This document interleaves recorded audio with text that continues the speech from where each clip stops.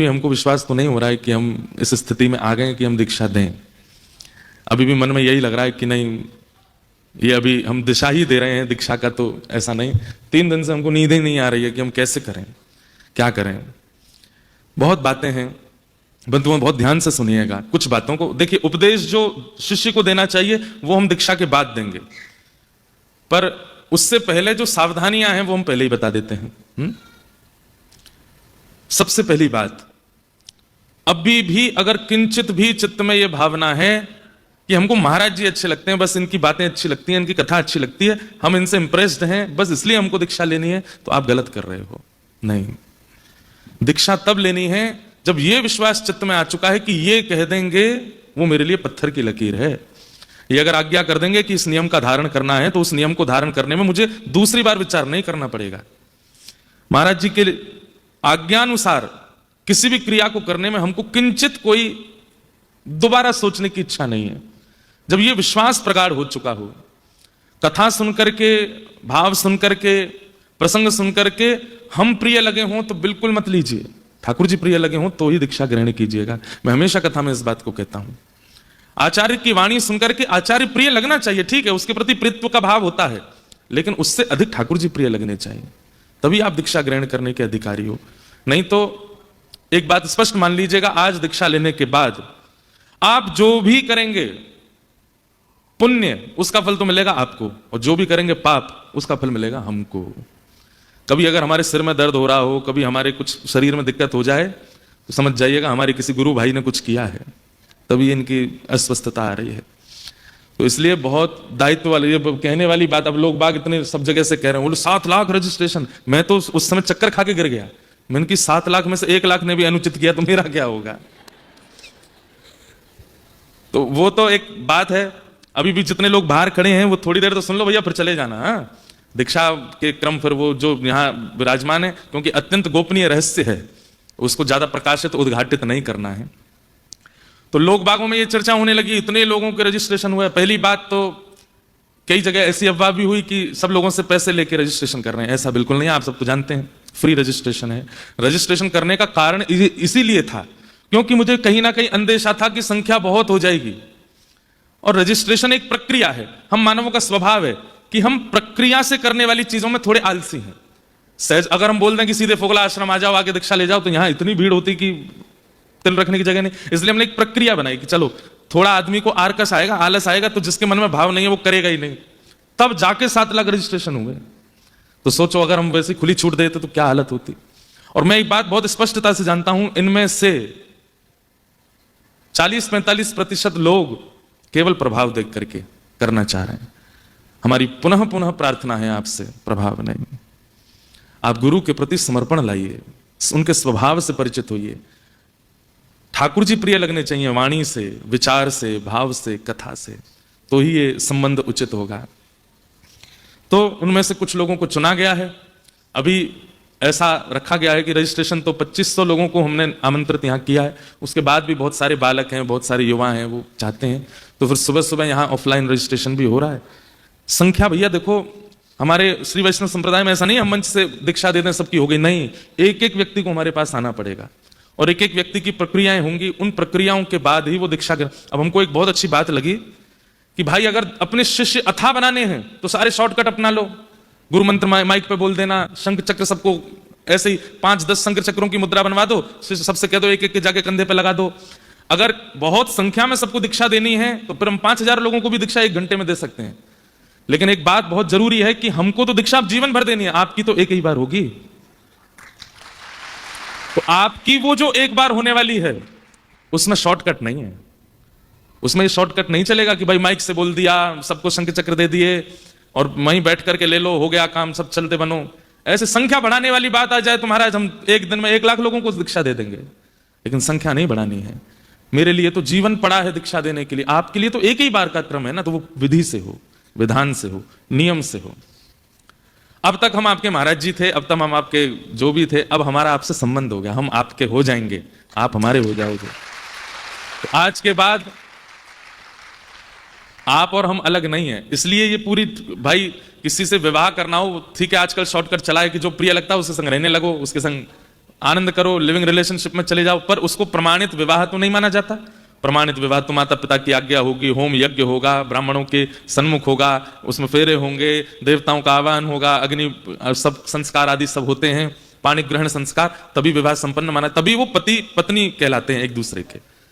ठीक वैसे ही इस संबंध में आप हमारे, अच्छा एक और बात, हम अपना शिष्य नहीं बना रहे हैं, हम अपने आचार्य परंपरा का शिष्य बना रहे हैं। हमारे मुख्य आचार्य कौन है? श्री रामानुजाचार्य जी महाराज, उनकी परंपरा में आपको दीक्षा दे रहे हैं। तो आपके मुख्य गुरु कौन है? रामानुजाचार्य जी बन रहे हैं। इसलिए रामानुजाचार्य जी प्रत्यक्ष रूप में नहीं है, इसलिए जिन्होंने हमें शंख चक्र प्रदान किए, तिलक प्रदान किया, वही हमारे लिए रामानुजाचार्य, हम उनको प्रणाम कर रहे हैं। उस भाव से आप हमको देख सकते हैं। तो ये पूरा शिष्य परंपरा क्रम चलेगा। बंधुओं, कुछ विशेष जानकारी में लिख के लाया कि आप सबको पता होनी चाहिए। बाकी विशेष रामानुज परंपरा पर जो प्रवचन है, हमने आज तक अपने मंचों से सब परंपराओं की चर्चाएं की हैं, सबसे कम चर्चा अपनी परंपरा की है। अभी ये परंपरा की चर्चा केवल आप लोगों से होगी और किसी से नहीं होगी। अभी यहां पर हम केवल सूक्ष्म उपदेश दे रहे हैं, बाकी मूल परंपरा का आधार क्या है वो हम आपको गुप्त रूप से बताते रहा करेंगे। उसको जितना हो सके गोपनीय रखिएगा। मीराबाई कृष्ण की प्रिय थी, मीराबाई कृष्ण की दासी थी, मीराबाई कृष्ण की प्रियतमा बनना चाहती थी, पर उनकी जिह्वा पर नित्य नाम राम का रहता था।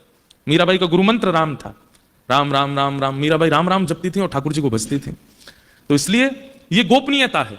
तो जो परंपरा के उपदेश होंगे वो बड़े अत्यंत गोपनीय हैं, वो आपको चित्त में धारण करके रखने हैं, सबसे शेयर नहीं करने हैं। दुनिया भर के अपने क्रमों की रील बनाइए, फोटो खींचिए, सब कीजिए, लेकिन इस गुरु परंपरा में आप कुछ मत कीजिएगा। इसको जितना हो सके गोपनीय रखिएगा, सबसे इसको शेयर मत कीजिएगा।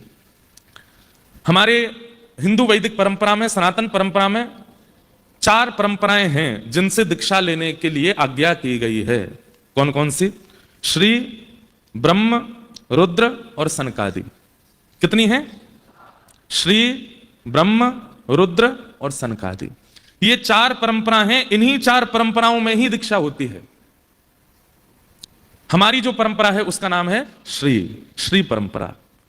आज के बाद जब आप दीक्षा ग्रहण कर लेंगे तो आप श्री वैष्णव कहलाएंगे। कौन कहलाएंगे? श्री वैष्णव। कभी कोई पूछे कि आप किस परंपरा से हैं, तो पहली बात तो आपका स्वरूप बता देना चाहिए कि आप किस परंपरा से। फिर भी सामने वाला नहीं जानता, पूछे कि आपकी परंपरा क्या है, तो उनको कहना हमारी श्री परंपरा है। और श्री को कई लोग नहीं जानते। दक्षिण भारत में श्री परंपरा से आप सब समझ जाते हैं कि ये श्री परंपरा के हैं, परंतु अगर उत्तर भारत में कोई श्री परंपरा, तो कहना है श्री रामानुज संप्रदाय। कौन सी संप्रदाय? श्री परंपरा में, हमारी परंपरा में आचार्य स्वरूप शेषावतार श्री शेषनाग भगवान ही रामानुजाचार्य जी के रूप में आए और उन्हीं की परंपरा से इस पूरी परंपरा का नाम रामानुज परंपरा हुआ, नहीं तो ये श्री परंपरा है। ठीक है। तो जो 4 संप्रदाय हैं, श्री, ब्रह्म, रुद्र और सनकादि, उनमें श्री संप्रदाय में विशेष रूप से 2 परंपराएं हैं। एक रामानुज परंपरा, एक रामानंद परंपरा। हमारे पूज्य श्री मलुक पीठ वाले महाराज जी, वो रामानंदी परंपरा है, ये रामानुजी परंपरा है। हमारे परम पूजनीय श्री अयोध्या धाम वाले पूज्य श्री राघवाचार्य जी महाराज, ये रामानुज परंपरा में है। हमारा वृंदावन का श्री रंग मंदिर, रंगनाथ मंदिर, ये हमारी परंपरा का। इसलिए आज के बाद आप लोगों का नियम रहेगा कि आप वृंदावन आइए, सब जगह जाइए, लेकिन यहां से निकलने से पूर्व आपको श्री रंग मंदिर जरूर जाना है, रंगनाथ भगवान का दर्शन करना है। वो आपके आचार्य हैं, वो आपकी परंपरा के इष्ट हैं। आज से आपके इष्ट रंगनाथ भगवान हैं, उनको प्रणाम करके जाना है। उसका विस्तार में और बताऊंगा कहां कहां हमारे इष्ट हैं। तो श्री परंपरा में रामानुज और रामानंद परंपरा विशेष रूप से है। दूसरी परंपरा है ब्रह्म परंपरा। ब्रह्म परंपरा में माध्व परंपरा है, जिनमें हमारे गौड़िया वैष्णवाचार्य होते हैं। तो माध्व परंपरा दक्षिण में है, उन्हीं की शाखा गौड़िया वैष्णव परंपरा हुई, जहां हरे कृष्ण महामंत्र की ज्यादा प्रधानता है। तो ये माध्व परंपरा है। श्री, ब्रह्म, अब तीसरे आए रुद्र। रुद्र परंपरा में ही आगे चल करके विष्णु स्वामी परंपरा, और यही विष्णु स्वामी परंपरा ही श्री वल्लभ कुल, जहां के हमारे श्रीनाथ जी हैं, जहां हमारे वल्लभाचार्य जी महाराज, श्री गोसाई विठलनाथ जी महाराज, अष्ट सखा सूरदास, कुम्भनदास, रैदास, ये सब इन्हीं के शिष्य परंपरा में आए। तो वल्लभ कुल जो है ये रुद्र परंपरा के अंतर्गत है। और फिर हमारी चौथी परंपरा आती है सनकादि। सनकादि परंपरा में ही निम्बार्क संप्रदाय, और निम्बार्क संप्रदाय की ही शाखा आगे चल करके हमारे वृंदावन में हरिदासी, जो हरिदास परंपरा है, ये कहां से प्रारंभ हुई? ये निम्बार्क परंपरा से ही प्रारंभ हुई। तो ये 4 परंपरा हैं, श्री, ब्रह्म, रुद्र और सनकादि। हमारी परंपरा कौन सी है? श्री। अब ये याद, कई बार आपके मित्र गौड़िया हैं, आपके मित्र रामानंदी हैं, आपके मित्र किसी अन्य परंपरा में हैं, तो कई मतों में आपके में और उनके में भेद होगा। आपको चाहिए उनके मत का सम्मान कीजिए, लेकिन अपने मत का पालन कीजिए। कई बार ऐसा होता है कि आप दूसरे के मत को जब देखते हैं तो उसका मत प्रिय लगने लग जाता है, और उसकी प्रियता में आकर के आपको लगता है कि हमारे मत में तो ऐसा नहीं है, हम ये करके देख लें। नहीं, हमारी आप कथा सुनते हैं, हम हितरवंश महाप्रभु का चरित्र भी कहते हैं, स्वामी श्री हरदास जी का चरित्र भी कहते हैं, हम चैतन्य महाप्रभु के भाव भी सुनते हैं, हम शंकराचार्य जी के भाव भी सुनाते हैं, लेकिन पालन करने की जब बात आएगी तो अपनी परंपरा का पालन करेंगे जो हमारी परंपरा में निर्देशित है। समझ में आई बात? अब मान लीजिए आपका कोई हरिदासी मित्र है जो हरिदास परंपरा में है। अब हरिदास परंपरा का वो जो मित्र है, हरिदास परंपरा में एकादशी नहीं होती। अब वो तो खा रहे हैं आपके सामने रोटी चावल दाल सब्जी, और आप व्रत करके बैठे हो। और क्या बताएं, हमारी परंपरा में तो एकादशी करनी पड़ती है भैया, यार हम भी तुम्हारे जैसे होते, खूब चकाचक खाते। उसी समय आपके इस दुर्भाव का दोष हमको लगेगा कि हमने क्यों दीक्षा दी, जब आपको परंपरा के नियमों में रुझान नहीं था। तो ठीक है, तो कभी भी किसी परंपरा के मत वाले का, अच्छा एक तो हो गई ये बात, दूसरी क्या होती, अरे तुम एकादशी नहीं करते हैं, तुम्हारे यहाँ एकादशी नहीं होती, राम राम राम, ये कोई नियम नहीं। किसी की अवहेलना भी नहीं करनी है और किसी की परंपरा पर रीच करके अपनी परंपरा का त्याग भी नहीं करना है। ठीक है, अपना मानिए सबको जानिए, यह भाव होना चाहिए। भाई जैसे ब्याह होने के बाद में अब पत्नी दूसरों के घरों की बात अगर अपने, उसके घर में तो ऐसा होता है, उसके तो कलेश ही बनेगा। आपके घर का जो नियम है आप उसका पालन करो। कई 2-3 माताओं को मैंने देखा, उबासी आ रही है, कथा में उबासी ले लेना, इस उपदेश में उबासी मत लीजिएगा। यहां बिल्कुल सावधानी से बैठिए। ये हम बार बार सावधानी से लेकर रहे हैं, आपका कुछ नहीं होगा, हमारी लाज रखना भैया, हाथ जोड़ के आपसे प्रार्थना है, बहुत ध्यान से सुनिए। तो सब परंपराओं का भाव रखिए, लेकिन अपनी परंपरा का। अब देखो, जैसे हमारी परंपरा में एक नियम है, क्या, हमारे यहां तुलसी पहनते हैं, पर तुलसी जी का धारण कई स्थितियों में नहीं करते। जैसे आप शौच के लिए जाएंगे, उस समय आप तुलसी धारण नहीं कर सकते। आप अपवित्र अवस्था में तुलसी धारण नहीं। अब कई परंपराओं में नियम क्या है, बोले सोते समय स्नान करते समय हर समय तुलसी कंठ में होनी चाहिए, पता नहीं कब प्राण चले जाएं, इसलिए तुलसी का सदैव धारण होना चाहिए। अब उनकी परंपरा को प्रणाम है, पर हमारी परंपरा में नियम है, अगर आप शौच के लिए जा रहे हैं, अगर आप अपवित्र स्थान पर जा रहे हैं, तो उस समय हमारे लिए, क्योंकि श्री देवी भूदेवी और श्री तुलसी देवी ये ठाकुर जी की हैं, हमारी परंपरा में कल्याण की प्रार्थना नहीं की जाती है कि हे तुलसी मैया आप मेरे कंठ पर रह के मेरा कल्याण करो। नहीं, हमारे यहां प्रार्थना है ही नहीं। हम ठाकुर जी से निवेदन नहीं कर सकते, जैसे राखो तैसे रहूं, आपको इच्छा हो तो मेरे पर कृपा करना, मैं आपको जबरदस्ती हठपूर्वक कंठ में पहन करके नहीं डोलूंगा। इसलिए हमारी परंपरा में कई लोग मुझे टोकते, आपकी कंठी नहीं है। हमारी परंपरा में कंठी पहनते हैं, पर उसके नियम है। इसलिए अब इस परंपरा को आपको फिर इसका सम्मान करना पड़ेगा कि भाई श्री वैष्णव परंपरा में अगर ये नियम आचार्यों ने बताया है तो आचार्यों की बात हमको माननी पड़ेगी। आप एकादशी नहीं करते, हमारे यहाँ तुलसी धारण हर स्थिति में नहीं करते। आप तुलसी पहनेंगे, लेकिन जब आप अपवित्र अवस्था या अपवित्र स्थान पर या किसी भी ऐसे भाव में है, उस समय आपको अनोसर करना पड़ेगा। अगर आप हमेशा तुलसी धारण करते हैं तो फिर आपको हमेशा शुद्धि का ध्यान रखना पड़ेगा पड़ेगा पड़ेगा। ठीक है, तो कंठी गले में धारण करके अगर रहते हैं तो फिर आपको बहुत पवित्रता का ध्यान रखना पड़ेगा, अनिवार्य है। तो ऐसे ऐसे हमारे भाव हैं। तो ये 4 परंपरा हैं। हमारी परंपरा श्री, उसी परंपरा को रामानुज संप्रदाय कहते हैं। हमारा जो सिद्धांत है वो है विशिष्टाद्वैत। क्या है? विशिष्टाद्वैत। अद्वैत, विशिष्टाद्वैत, ये सब अलग अलग सबके मत हैं। जैसे हमारे मत में ईश्वर मतलब परमात्मा, जीव और प्रकृति तीनों को माना गया है।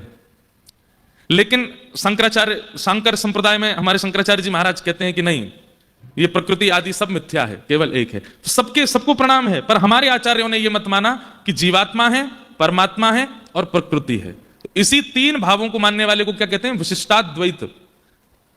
क्या है? हाँ, तो विशिष्टाद्वैत, हम लोग विशिष्टाद्वैत हैं, हमारे यहां तीनों को माना जाता है। तो विशिष्टाद्वैत, ब्रह्म, जीव और प्रकृति। हमारे संप्रदाय का मूल ग्रंथ क्या है? श्री भाष्य। श्री रामानुजाचार्य जी महाराज ने श्री भाष्य की रचना की, श्री भाष्य किया। इसलिए हमारे संप्रदाय का जो मूल ग्रंथ है वो श्री भाष्य है। दक्षिण परंपरा में, दाक्षिणात्य जब आप जाएंगे तो वहां पर विशेष रूप से वाल्मीकि रामायण को प्रधान माना जाता है। हमारे यहां वाल्मीकि रामायण की प्रधानता है। हमारे 108 दिव्य देश हैं जहां दर्शन करने जाना चाहिए, पर 108 अगर आप नहीं जा सकते हो तो ये कुछ प्रमुख स्थान हैं, साल में एक बार इन स्थानों का दर्शन अनिवार्य है, जाना पड़ेगा। सबसे पहला श्रीरंगम। ये श्रीरंगम कहां है? त्रिवेंद्रम, तिरुचि के पास में श्रीरंगम, वहां पर रंगनाथ भगवान शेष शैया पर पौड़े हुए हैं। आप वृंदावन उपासना कीजिए, वृंदावन की उपासना, ये हमारे हृदय का भाव है, पर अपने इष्ट को प्रणाम करने एक बार जाना पड़ेगा। जो गांव में रहने वाले लोग हैं, शहर में आ जाते हैं तो एक आध बार गांव तो जाते ही हैं अपनी परंपरा का निर्वहन करने के लिए। तो ठीक वैसे ही वृंदावन आते जाते रहिए, यहां तो पूरे साल ही आना जाना है, सब करना है, पर एक बार समय मिलने पर इन कुछ स्थानों के दर्शन जरूर करने हैं। पहला तिरुचि के पास में श्रीरंगम, दूसरा तिरुपति में विराजमान श्री वेंकटेश भगवान, तिरुपति बालाजी। तिरुपति बालाजी हमारे गुरु भाई हो जाएंगे आज के बाद में। हमारे ठाकुर जी से 4 संबंध रामानुजाचार्य जी के हैं, पिता पुत्र गुरु और शिष्य। ये रामानुजाचार्य जी के 4 संबंध ठाकुर जी से हैं। तो जब कभी भी आप तिरुपति जाइए, तिरुपति बालाजी का दर्शन कीजिए, तो आप उनको एक बार ये कह सकते हैं, गुरु भाई जय श्रीमन नारायण। हाँ, क्योंकि तिरुपति बालाजी ने शंख चक्र ग्रहण किया रामानुजाचार्य जी से। तो दूसरा स्थान हमारे संप्रदाय का प्रमुख कौन सा है? तिरुपति बालाजी, आंध्र प्रदेश में। तीसरा कांचीपुरम, कांचीपुरम में श्री वरदराज भगवान विराजमान है। हमारे व्यासपीठ पे जो सन्मुख बैठ करके कथा सुनते हैं, श्री वरदराज भगवान शंख चक्र गदा धारण करके और आशीष की मुद्रा में खड़े हैं वरदराज भगवान। कैमरा वाले भैया ने जूम कर दे, इतकू इतकू कर दे लाला। अच्छा बुबारो कर रहा हूं, यहां दिखाई दो, ये वरदराज भगवान है, दिख रहे हैं? रुको रुको, हम अभी दिखा, दिखे सबको दिख रहे हैं? ये वरदराज भगवान। अब देखो कांचीपुरम जो है, वहां पर वरदराज भगवान विराजमान है, उनके दर्शन होते हैं। लेकिन आपने 2-3 साल पहले एक खबर सुनी होगी कि एक भगवान 40 साल बाद जल से बाहर आए हैं, और 40 साल बाद उनका दर्शन हुआ। केवल 40 दिनों के लिए या 20 दिनों के लिए केवल उनके दर्शन हुए। किलोमीटरों लंबी लाइन थी और वो फिर से जल में चले गए। अब 40 साल बाद दर्शन होगा उनका फिर से। ये कांचीपुरम के हमारे इष्ट ठाकुर जी हैं। तो अब हम लोगों को दर्शन कम से कम 35 साल बाद होंगे उनके। तो अभी वहां वरदराज भगवान विराजमान है, लेकिन जलाशय में, सरोवर में विराजमान ठाकुर जी, वो 40 साल के अंदर ही उनका दर्शन होता है। कांचीपुरम में ये हमारे संप्रदाय का प्रमुख स्थान है। और अंतिम स्थान है मेलकोटा, वहां पे आप जा सकते हैं। अब ये मतलब ऐसा नहीं है कि प्रमुख हैं, पर ये सब आप जा सकते हैं, इसलिए बता। अभी अभी हम होकर के आए हैं, तिरुवनंतपुरम में है श्री पद्मनाभ भगवान, वो भी हमारे संप्रदाय के ठाकुर जी हैं। तो इस प्रकार से ये कुछ प्रमुख स्थान है, यहां आप लोगों को जाना चाहिए। साल में एक बार, 2 साल में एक बार, जब आपको अवसर लगे जरूर जाइए।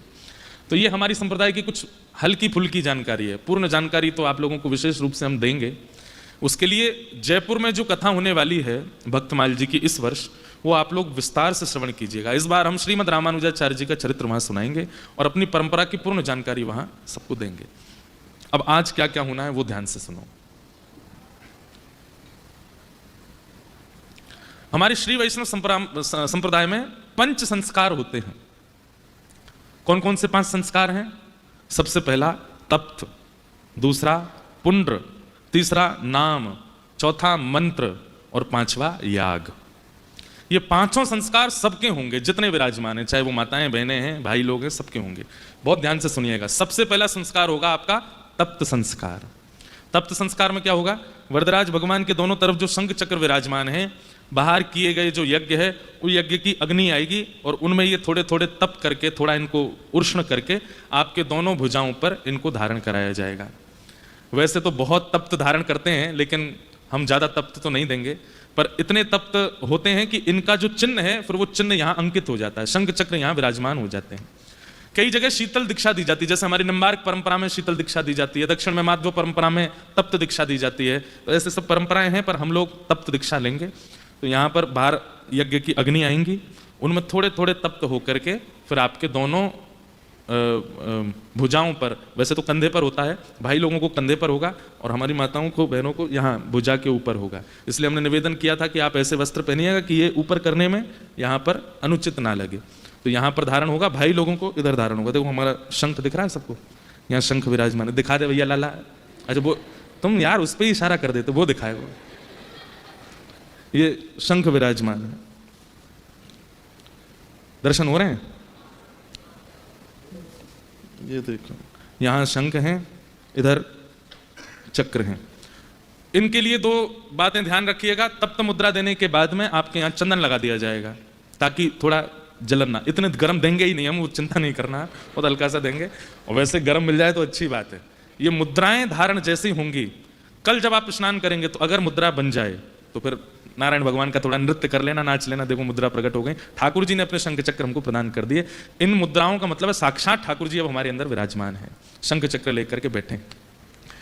अगर मुद्रा धारण हो जाती है तो इस पर साबुन नहीं लगाना कम से कम 3-4 दिन तक, और जोर से इसको रगड़ना नहीं, जल पड़े पर उसके बाद फिर जल ऐसे बस उसको सुखा लीजिएगा स्नान के बाद में, और फिर चंदन लगा करके जो आपको चंदन मिलेगा वो इस पर रोज लगा लिया करना। 2-3 दिन तक ये धारण करना। अगर अच्छे से मुद्रा आ गई तो 35 साल तक मुद्राएं जाएंगी नहीं, ये मुद्रा रहेंगी। ये ऐसे ये काली नहीं पड़ेंगी, ये आपकी जैसे कई बार होता है ना शरीर में आकृति बन जाती है, ऐसे इनकी आकृति बन जाएगी।